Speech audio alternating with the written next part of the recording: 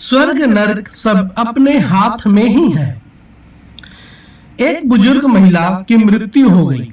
यमराज उसे लेने आए। महिला ने यमराज से पूछा, आप मुझे स्वर्ग ले जाएंगे या नरक? यमराज बोले, दोनों में से कहीं नहीं। तुमने इस जन्म में बहुत ही अच्छे कर्म किए हैं, इसलिए मैं तुम्हें सीधे प्रभु के धाम ले जा रहा हूँ। बुजुर्ग महिला खुश हो गई और बोली, धन्यवाद, पर मेरी आपसे एक विनती है। मैंने यहाँ धरती पर सबसे स्वर्ग नरक के बारे में बहुत सुना है। मैं एक बार इन दोनों जगहों को देखना चाहती हूँ। यमराज बोले, तुम्हारे कर्म अच्छे हैं, इसलिए मैं तुम्हारी यह इच्छा पूरी करता हूँ। चलो हम स्वर्ग और नरक के रास्ते से होते हुए प्रभु के धाम चलेंगे। दोनों चल पड़े। सबसे पहले नरक आया। नरक में बुजुर्ग महिला ने जोर जोर से रोने के आवाज सुनी। नरक में सभी लोग दुबले पतले और बीमार दिखाई दे रहे थे। महिला ने एक आदमी से पूछा, यहाँ आप सब लोगों की ऐसी हालत क्यों है? आदमी बोला, तो और कैसी हालत होगी? मरने के बाद जब से यहाँ आए हैं हमने एक दिन भी खाना नहीं खाया।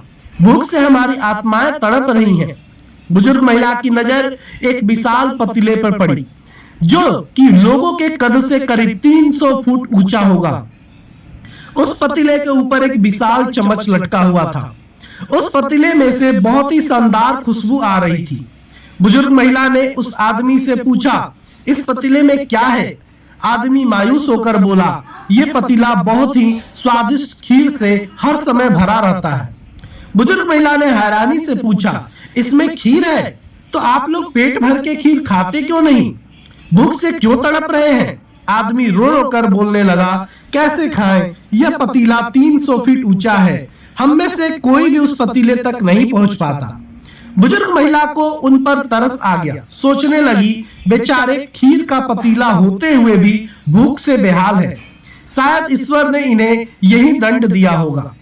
यमराज बुजुर्ग महिला से बोले, चलो हमें देर हो रही है।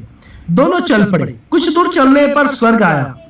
वहां पर बुजुर्ग महिला को सबकी हंसने, खिलखिलाने और आवाज सुनाई दी। सब लोग बहुत खुश दिखाई दे रहे थे। उनको खुश देखकर बुजुर्ग महिला भी बहुत खुश हो गई। पर वहां स्वर्ग में भी बुजुर्ग महिला की नजर वैसे ही 300 फुट ऊंचे पतीले पर पड़ी जैसा नरक में था। उसके ऊपर भी वैसा ही चम्मच लटका हुआ था। बुजुर्ग महिला ने वहां के लोगों से पूछा, इस पतीले में क्या है? स्वर्ग के लोग बोले, इसमें बहुत स्वादिष्ट खीर है। बुजुर्ग महिला हैरान हो गई। उनसे बोली, पर यह पतीला तो 300 फीट ऊंचा है। आप लोग तो इस तक पहुंच ही नहीं पाते होंगे। उस हिसाब से तो आप लोगों को खाना मिलता ही नहीं होगा। आप लोग भूख से बेहाल होंगे। पर मुझे तो आप सभी इतने खुश लग रहे हो, ऐसे कैसे? लोग बोले, हम तो सभी लोग इस पतीले में से पेट भर के खीर खाते हैं। महिला बोली, पर कैसे? पतीला तो बहुत ऊंचा है। लोग बोले, तो क्या हो गया? पतीला ऊंचा है तो यहाँ पर कितने सारे पेड़ हैं। ईश्वर ने ये पेड़ पौधे, नदी, झरने हम मनुष्यों को उपयोग के लिए तो बनाए हैं। हमने इन पेड़ों की लकड़ी ली, उसको काटा, फिर लकड़ियों के टुकड़ों को जोड़कर विशाल सीढ़ी का निर्माण किया। उस लकड़ी की सीढ़ी के सहारे हम पतीले तक पहुंचते हैं और सब मिलकर खीर का आनंद लेते हैं।